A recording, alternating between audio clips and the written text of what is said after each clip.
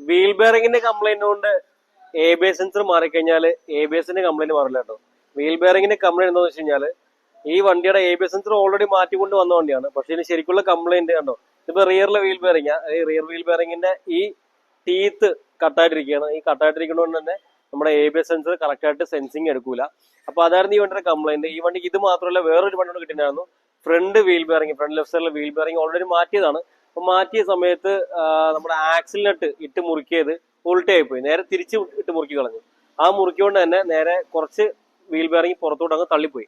അപ്പൊ അതുകൊണ്ട് തന്നെ ക്ലിയറൻസ് കൂടി, അപ്പൊ A B S sensor correct ആയിട്ട് സെൻസ് ചെയ്യാണ്ടായി പോയി.